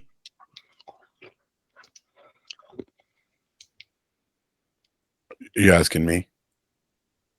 Oh yes, on our way in, we weren't even here on the planet for very long, and I already seen a skirmish break out before we even landed. Okay, And it was so between mechanic, servitor, and a human. And the little one pipes up. See, he saw it already. It's not just me.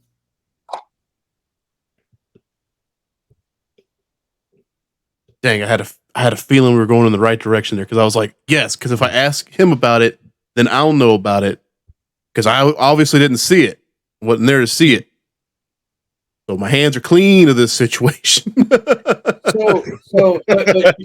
Leon, you're gonna have? Did you tell them about everything that you saw? I did not. I mean, I only saw it happen, but I didn't talk to anybody about it until now. No, but you told them everything that you saw. Like tell them what you saw when you were coming in. Oh, okay. So it was when we were flying in, and it was over the silos, I believe. Before him. Oh, am I still here? Yeah, you're still there. Yeah, you stuttered for a second, but you're good. Yeah, you stuttered. You came back. My thing is freaking out. Yes, as we were flying in, and we saw a skirmish from the air. You know, it was a servitor and a human that are getting in a fight. I believe it was in the silos. Heath, I'm not sure if you were able to. You didn't quite catch that, did you? I don't think you did. I did not see that. Right. And the leader kind of perks up and says, "Were they fighting in general, or was there a reason that they were even around each other?"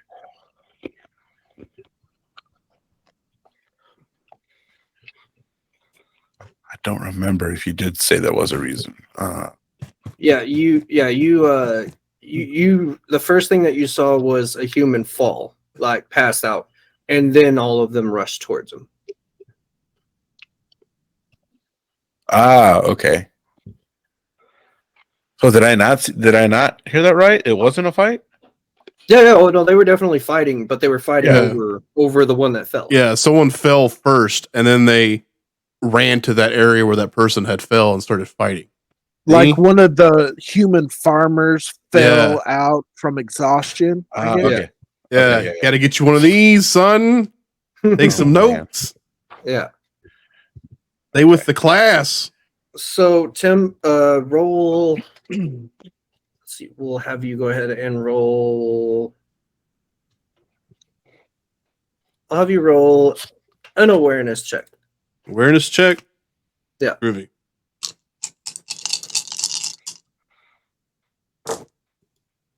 Oh, everything's coming up, Millhouse. 6, 6, 5, 4, 3, and 3. 2 6s, a 5, and a 4. So that's what? That's 4. That's 6. Yeah. You only needed a 3. Okay, so Bank of Wrath. However many Wrath you have, Bank of Wrath. Bank of Wrath. Nice. Yeah. So Tim, you know what he's talking about.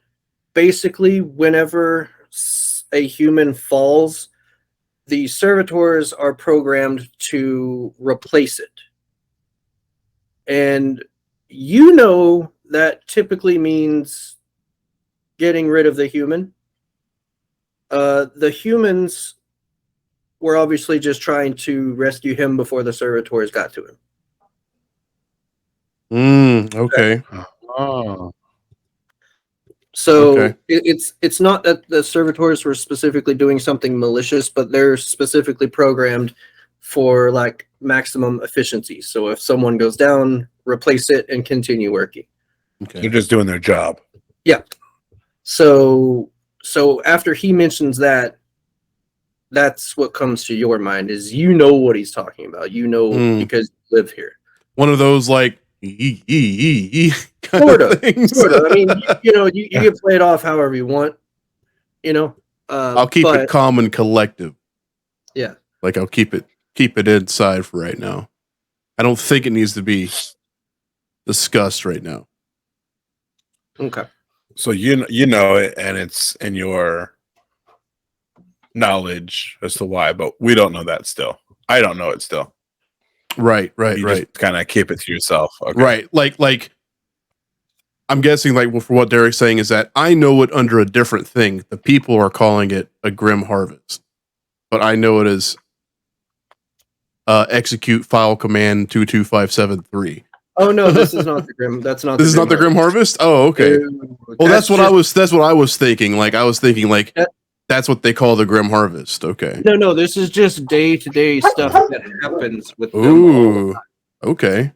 because of their current situation. Okay. Oh, so then that's something that I could reveal to the people here. Yeah, you could try to explain it. Oh, okay. This is normal function, priest. Here on Ankra, maximum efficiency is what us Mechanicus strive for the Empire.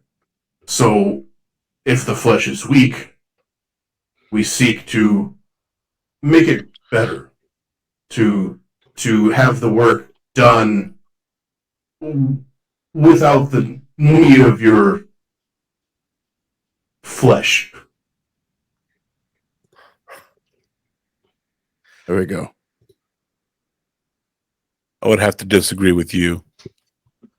I do believe that the Emperor and his wise word is enough to bolster our human bodies. To the point of that, I just believe you all lack faith. Ooh. All right. So what do we do with these people out here? Should we question them some more? Question.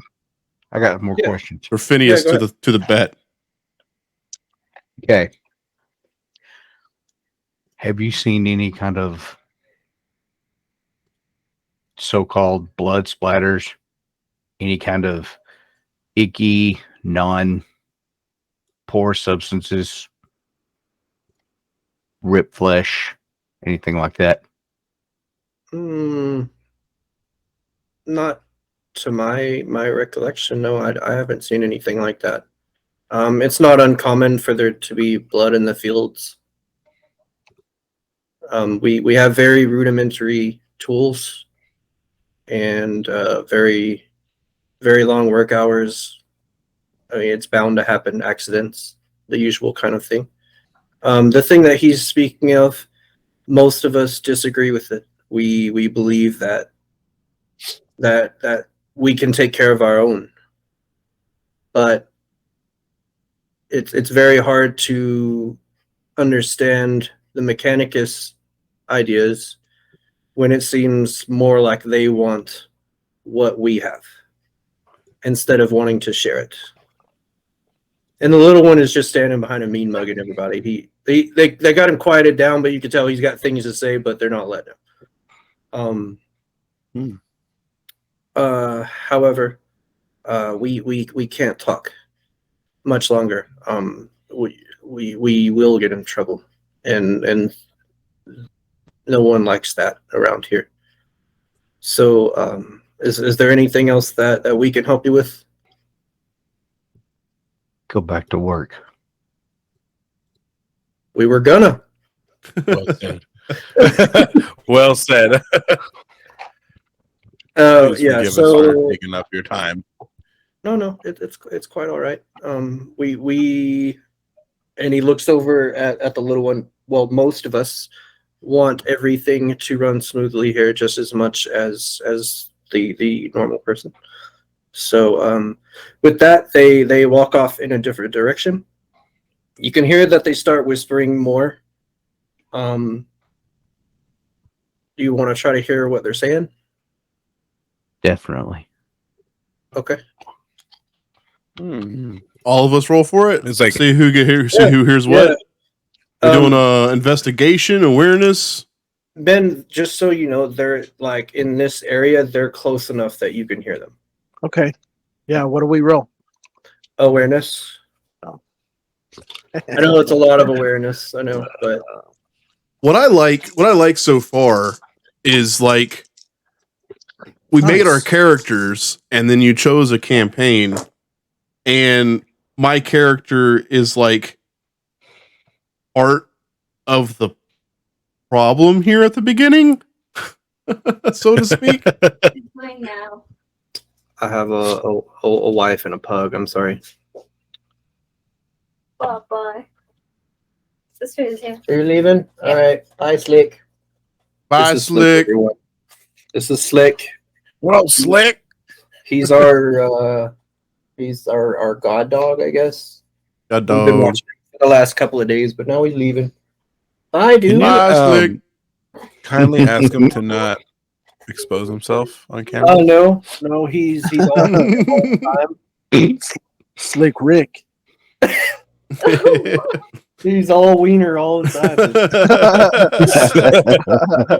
time. Close him up, boy. Straight Donald Duck and Slick Rick with the big shtick. I'll miss you. Okay, bye. We'll see while he's just sleeping with me. I bet. all of it staying in the edit, by the way, all of it. All of it staying in the edit. I rolled 3 success. I actually got 4. I got a 4, 5, and a 6. Oh, so you got 4, 5. So you've got 4 successes. Yeah, nice. Since So apparently my awareness is only a 1, I rolled a 4. Nice. Nice. Okay. I mean, I rolled 2 5s and a 3. So What two is this? successes. 2 5s and a 3, so that's 2. Yeah. Okay. 2 You successes. guys are all close enough to hear. Ben, you know everything that's going on here. You know that they're investigating something. You can tell that there's unrest on both sides, and this group is trying to sort it out. Let's see. There's really. I'll tell you what. Roll a knowledge check. me? Yeah.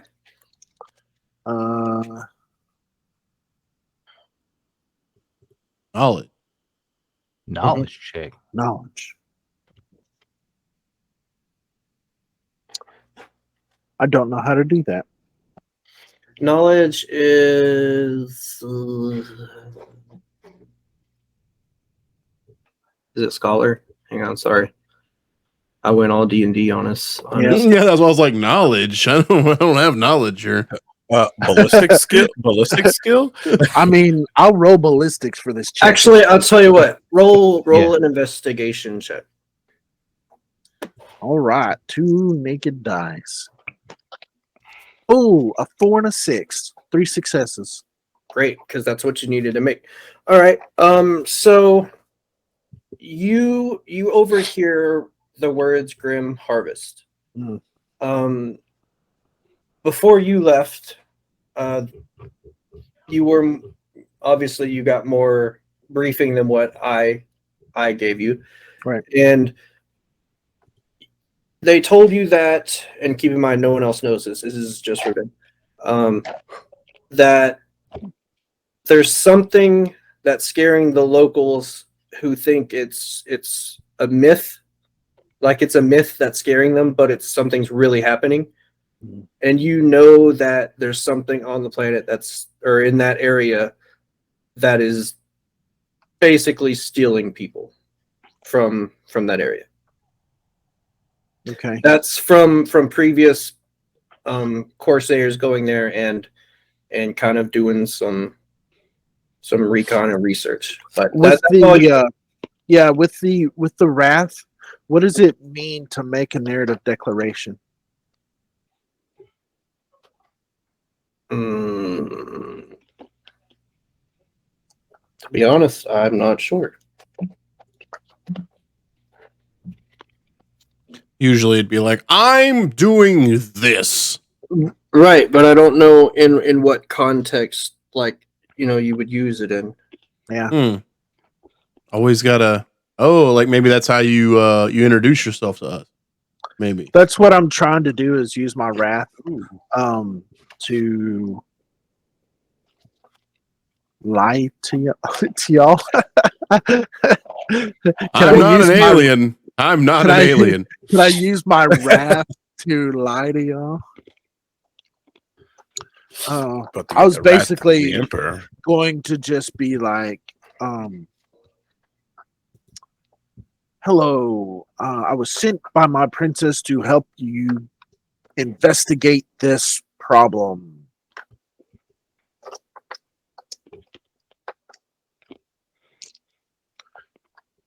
But my deception sucks. So add a minor narrative element to the current scene. The GM has a final call on what can and can't be added, but if they decline, the wrath point is not spent. Work together to tell your story your way. So basically, are you trying to pop out in daylight? just like go down the road, right, the trail or whatever, and just walk up to them and be like, if you pop out where you are, you're in the middle of a field full of humans and servitors. Right. There's some kind of trail or something they're on, though, right? Like, yeah, I mean, a way to get there, right? And I would just a be hiding way, right? I would just go and walk down the road or path or whatever towards them. Meet us coming. Right. And then when they,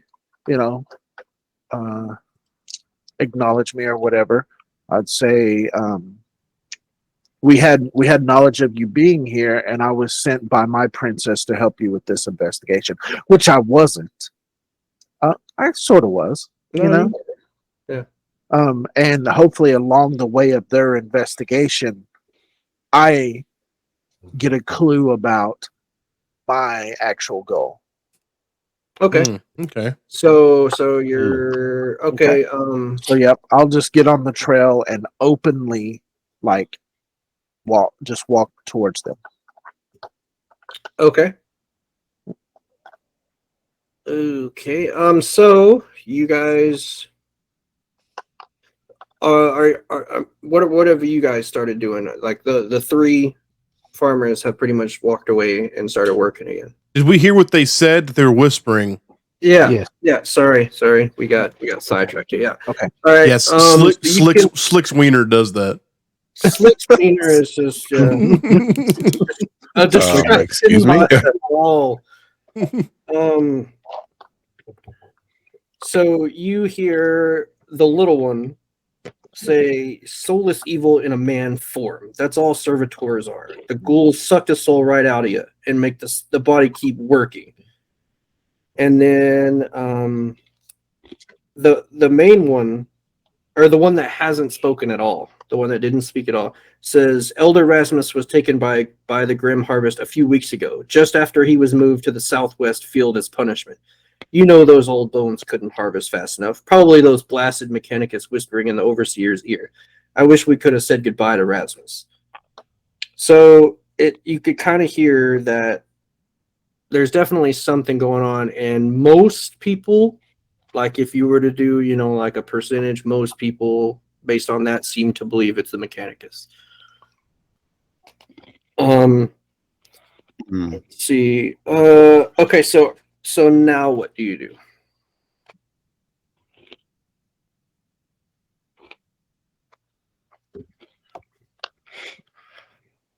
Question. Well, Yo. Would the Astra Militarum have previous knowledge of like Tyranids or Gene Stealers? On this planet, not so much. They're really just like desk paper pushers for the export and import business of the wheat. Okay. But I'm mainly asking, would my character have that knowledge? Like yeah, I mean you would know that something like that probably isn't Exists? on the planet. Okay. Or at least not in this little colony. Okay.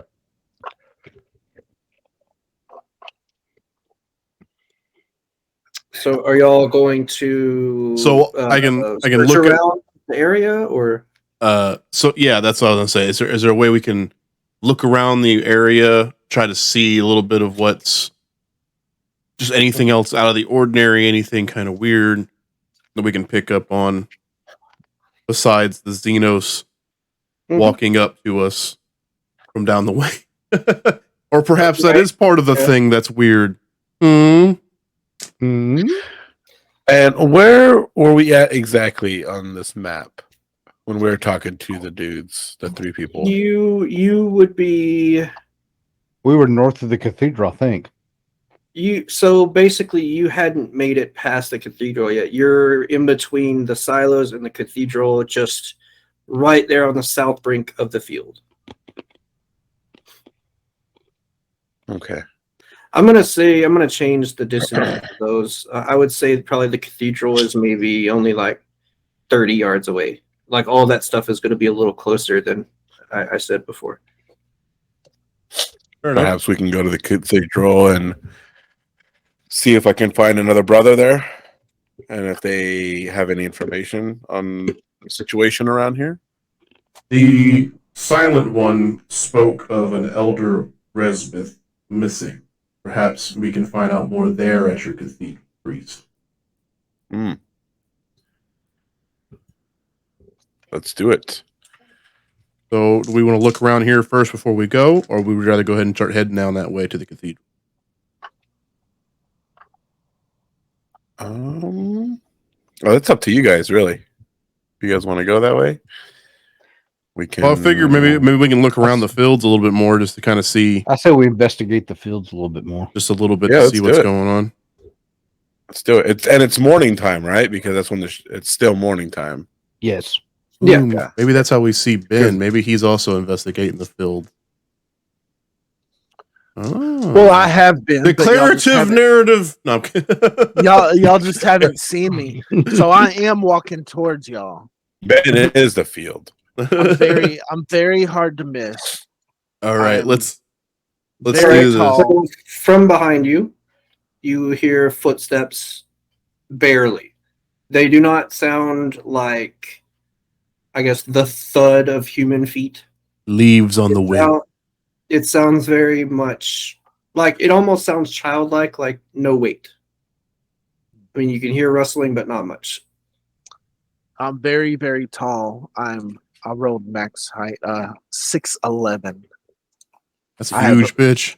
blue eyes and blonde hair, and I have a big sniper rifle with me, or an average size rifle for now, but I have one. Okay, is it slung or are you holding it? It's slung, and I'll put my hand up in greeting. Oh, Keep in Hello. mind, he is a Xenos. Yes. All right, that's a big thing. Yeah, that's a big thing with us. Yeah, with humans, it's a hell. You might have been trying. You might as well. You'd get luckier getting to vote 1940s, if you know what I'm saying. hot damn. And I think the same of y'all too. But, Yeah, exactly. It's feelings mutual. Yeah, he fully believes that he's better than you. fully Very- 100%. Very, In very. every Freaking- aspect. Freaking Legolas over here. Yeah.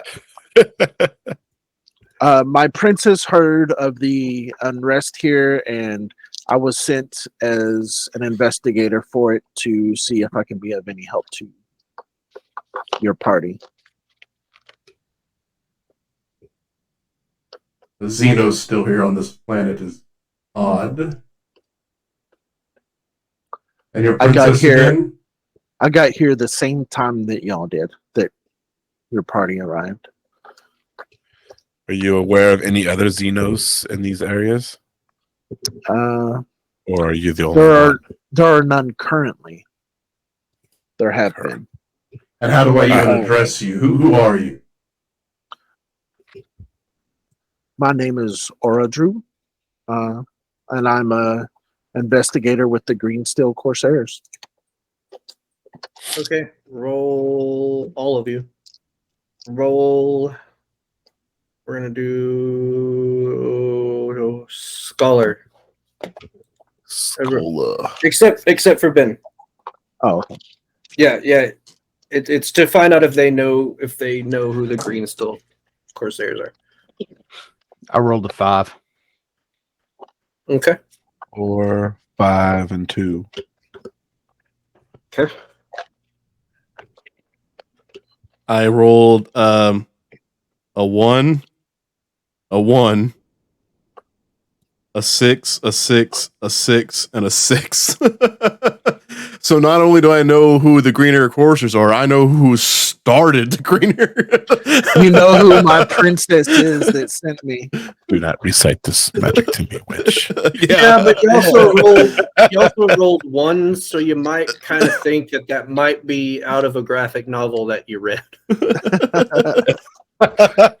No, but yeah, no. So you all know that the Greensteel Corsairs are not traditional Xenos Aldari. They are more rogues.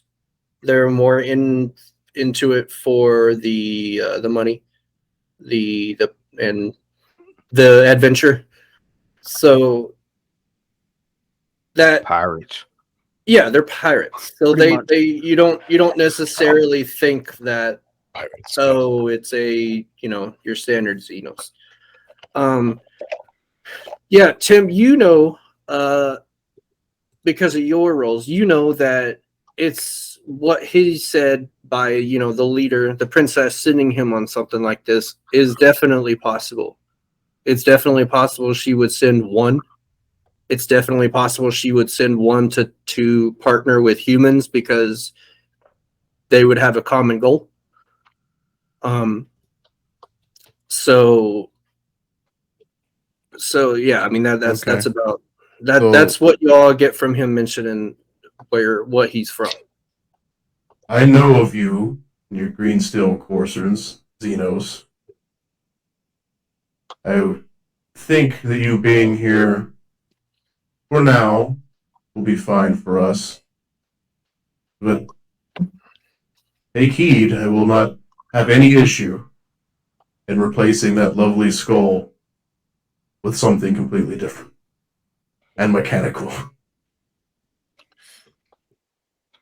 Welcome Are aboard. we, the ravings of a half machine. Eldari.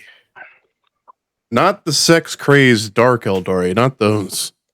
Tell you Are what, we, he's are we not even that. able, like, do you know the Eldari lexicon and then also like Low Gothic? Is everybody knows Low Gothic? Is that right? Language? Yeah, language wise. Yeah, Yeah. basically. yeah. Okay. So that's the language that most are going to speak. Yeah. So Okay. so Ben is probably the only person that uses the Aldari lexicon, and it's very difficult. It's a language that, like, if one of you came to me and said I want to learn it, I'd probably be like, nah. Unless you were just, you said, oh, I'm gonna live with Ben's character for like 5 years to learn it. That kind of thing. We'd have to come up with a background. It's very, very, very difficult. It's got motions and symbols and stuff like that mean different things. So Hell no. Okay. okay. So y'all have met. You're all kind of standing right there on the side of the field. Trying to think here because we're a little past 9 here, so we're a little longer than. Or how do you want to break these episodes up? We can actually call it right there. I think that's a good time. We've kind of found out about the Grim Harvest. Well, not really. We're gathering up the information on it. We've got Ben now with us. We got Aura Drew with us here. Rocky Start. I don't trust you fully yet. But I think that's pretty good. I think we kind of got a good little groundwork here. I think that was awesome. Yeah. I like it. Thank you all for joining us for this. And thanks, Derek, for taking the reins of doing the GM in here. I'm in it. I like it. I love it. I'm in it. Great first session. Yeah. Now we're just getting our feet wet. So. Is everybody enjoying it so far? Oh yeah. Oh yeah, absolutely. Okay, yes, good. dude. Yeah, definitely. Because that's really important, you know. Like I haven't really GM'd or DM'd or anything before, so I'm trying to leave it all in a way. So yeah, it's gonna come more natural. Yeah, it'll come more natural for you. It'll become more natural for us in the way once we learn more of our characters, things like that. Yeah, definitely. Mm-hmm. Yeah, awesome. But I like it. I think that's pretty good. But since we broke it up there, now like my free time, I can work on the second part of where we're going. Right. Yeah. Sweet. Love it. Leon, I expect to see a freaking yellow legal pad with you. Yes, and actually.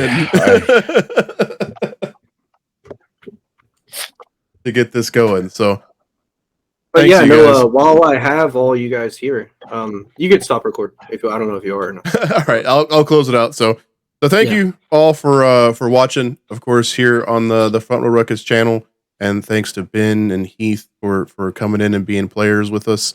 It's going to be awesome. If this one goes over well, we'll keep doing it. We're going to keep doing it. We're going to run this campaign no matter what. So if you watch it, you watch it. If you don't, fuck off. I'm having fun. So join us next time and rock and roll. Subscribe and like. There you go. Thanks, Ben. Do all the doodles. There it is. Comments. Yeah. All right. Mostly nice comments, please. Yeah. I can't wait for the people from Warhammer community to hate us like the Spaniards do. So imagine the Spanish Warhammer community. All right, y'all. Have a good one. We'll see you next time.